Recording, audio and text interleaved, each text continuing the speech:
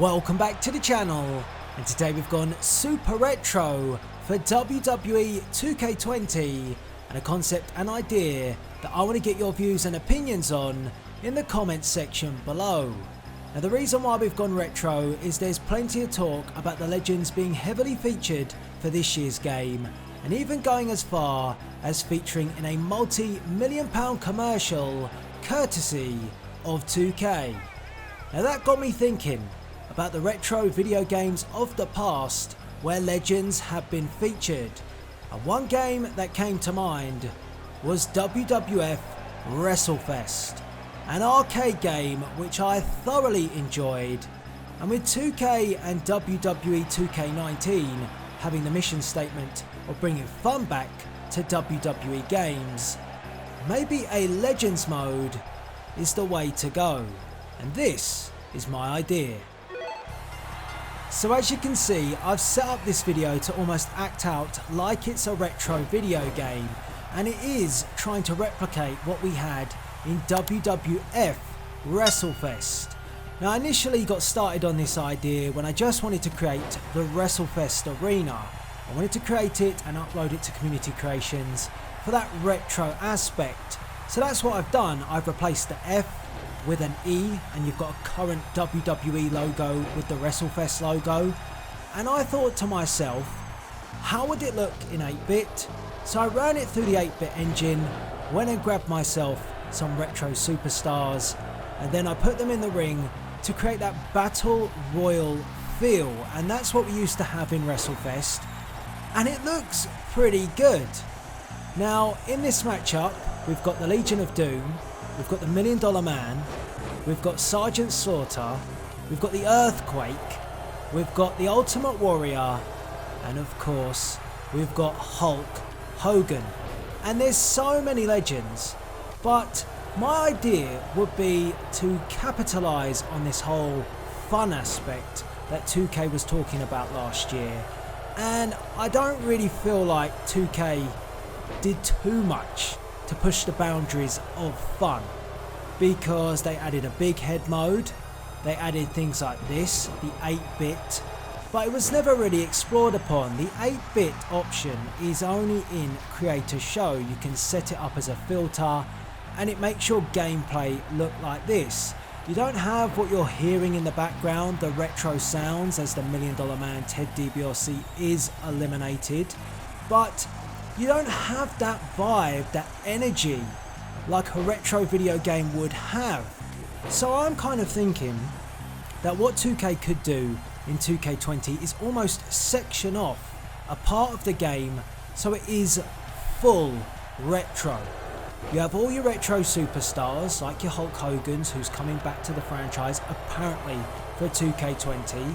You maybe have him spearhead the campaign to promote this mode, and it is exactly what it says it is. It's a retro arcade mode within a WWE game, so you still get that simulation based style game as the main game, but then you get this as a huge bit of fun. And look, you see Sergeant Slaughter has been eliminated. You also see Hawk of the Legion of Doom, who has been eliminated too. And of course some of you will just say, well, we can do this now. We can slap an 8-bit filter on it and this is what we get. Yeah, I know that. But what we could do, or what 2K could do, is introduce retro arenas, focus on everything that was retro. Go back in the day, maybe get a bit of a story in here as well that you could play out. Maybe introduce the towers into this, which would make it more fun and entertaining, and actually do something with the 2K towers, because then it's positioned in a mode where it is then noteworthy, because I felt like 2K towers didn't really do an awful lot, and the only real playability for the towers was the AJ Styles $1 Million Challenge Tower. But if you put it in a mode that is simply retro like this, then it could be really fun. And you also put in, retro elements, like for example the retro steel cage that sits in within here. You could put other retro aspects in it too. You could earn rewards, earn trophies. It's just like a separate part of the game, and even the gameplay. So what we've got here is just the standard gameplay, but maybe this gameplay is more button bashing, more arcadey, to replicate what WrestleFest created.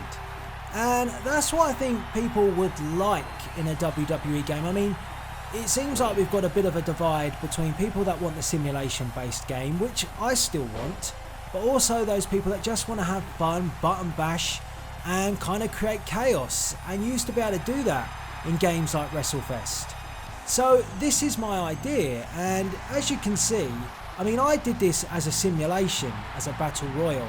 I'm not playing as any of the characters, but it was hella fun to watch. Oh, who's that just got eliminated? Oh, was that? That was Animal of the Legion of Doom and Hogan posing it out. But I was just excited by how this looks so complete when you put all the parts together that 2K have given us, but they haven't done it themselves.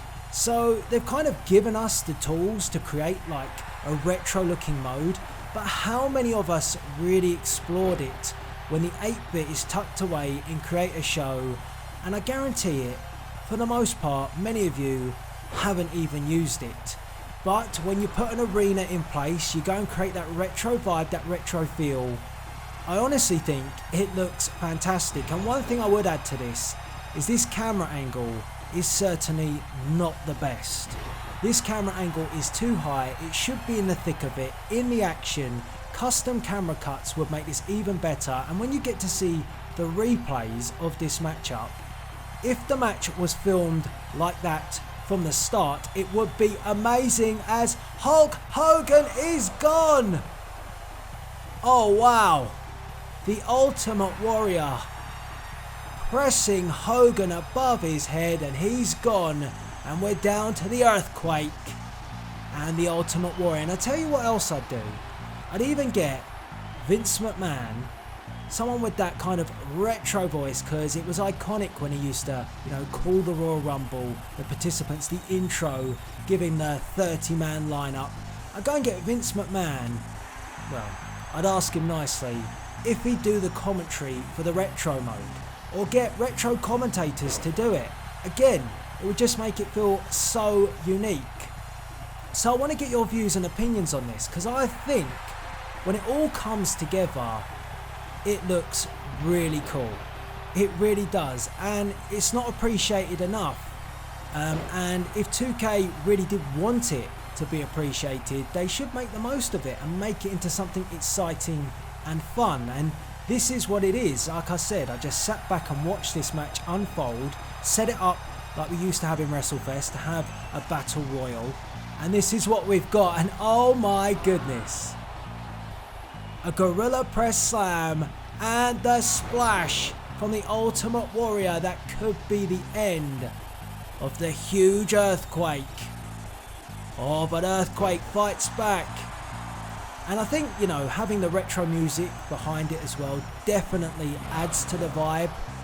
Again, it's not featured. There's none of this. It's just, a little bit of an add-on that's plonked in there. But if it becomes a mode and you really do cool things, even have retro 8-bit cutscenes that build to the matches like you had in WrestleFest, it would be amazing, as Earthquake might be looking to shock the Richter scale and eliminate the Warrior, who is teetering on the brink of elimination in this WrestleFest Battle Royal.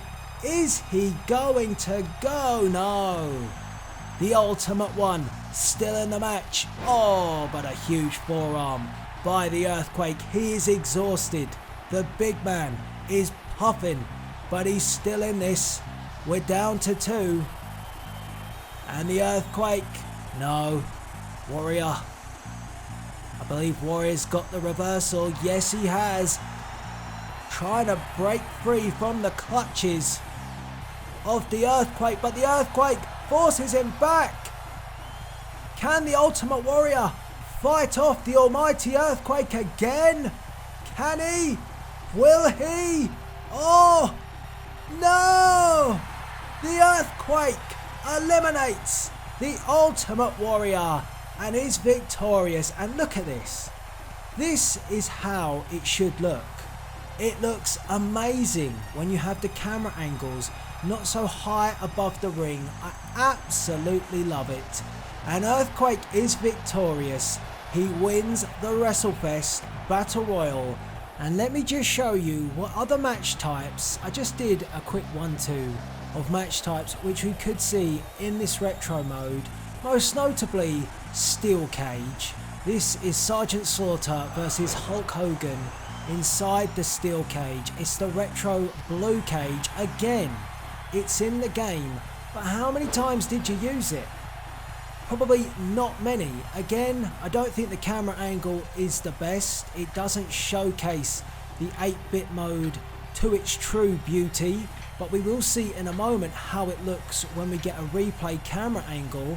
Hogan on top of the cage. But look now, a quick couple of shots. Imagine if the entire mode looked like that, where you had those camera angles. Now you've got a singles match between the Ultimate Warrior and Mr. Perfect.